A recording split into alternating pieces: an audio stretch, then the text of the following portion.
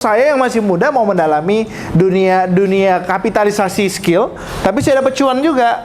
Maka satu sudut pandang berbeda yang mau kita share ke anak muda adalah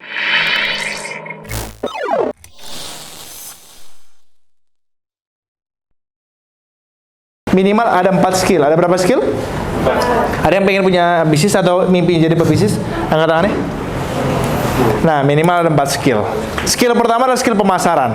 Wajib kudu fardu ain. Waduh, itu fatwa ya. Ya, anak hukum Islam. Enggak bercanda. Jadi wajib kudu bisa pemasaran.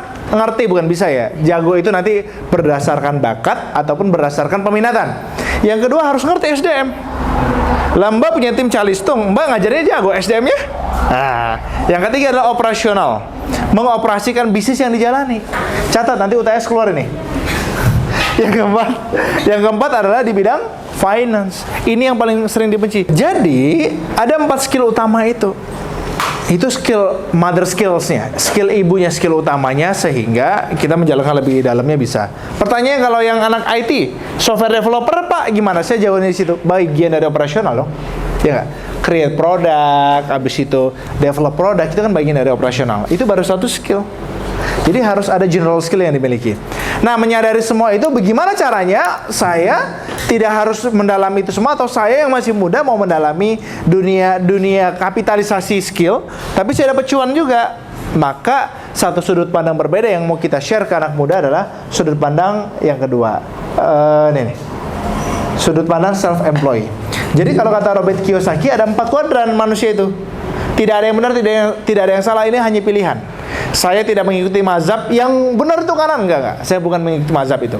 Saya bermazhab, apa bermazhab? Saya ngambil rujukan berkeyakinan ya. Berkeyakinan bahwasannya semua punya peran masing-masing dalam hidup. Manusia itu setiap orang punya peran masing-masing loh. Tidak semuanya akan jadi pengusaha. Kalau dulu saya adalah orang yang mengkampanyekan pengusaha. Tapi saya tahu peran profesional juga penting. Yang pertama ada namanya employee. Employee itu pekerja. Pekerja selalu menukarkan waktunya dengan uang. Betul ya? Jadi dia kerja 8 jam dibayar 8 jam. Setahun dibayar 1 tahun. Bedanya kalau dia punya kemampuan lebih, dia akan dapat bayaran lebih sesuai dengan jabatannya, performs. Yang kedua adalah tetap namanya self-employed. Self-employed itu menukarkan waktunya dengan uang tapi lebih banyak. Contohnya dokter, trainer. Nggak ngisi training, nggak bisa. Kesleo aja bibir, ada ya bibir kesleo ya. Kesleo aja bibir saya gitu ya. Udah nggak bisa ngisi training itu. Suatu hari saya pernah ngisi training, alhamdulillah saya masih strong, masih bisa bertahan. Ada yang pernah kena DBD di sini? Mana? Berapa trombositnya? Cek. Waktu itu dirawat? Oh, 25.000 kali. 2.500 koit loh. Mbak, masih ingat trombositnya berapa? Lupa. Ada lagi yang pernah DBD? Oh iya, Mbak berapa trombositnya? Lupa juga. Berapa, Kak? 68. Dirawat? Dirawat. 11.000 dirawat. Ada lagi? Saya 31.000 dan saya ngisi training. Kebayang loh. Baik Bapak Ibu, jangan begini cuy.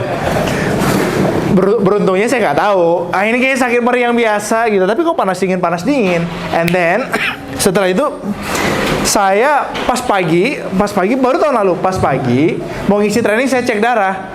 Udah di panggung, menjelang panggung baru saya tahu trombosin 31.000. Udah, assalamualaikum. Mau gimana dong, udah di panggung kan? Mau nggak mau harus self healing ya untuk tetap ngisi training. Nah gitu. Kebayang nggak kalau saya nggak ngisi ya kehilangan project akhirnya? Karena saya self employed. Nah, pilihan ketiga business owner, pemilik bisnis ini nggak ada di sini dan Anda nggak kenal juga mungkin kan? Tapi bisnisnya jalan.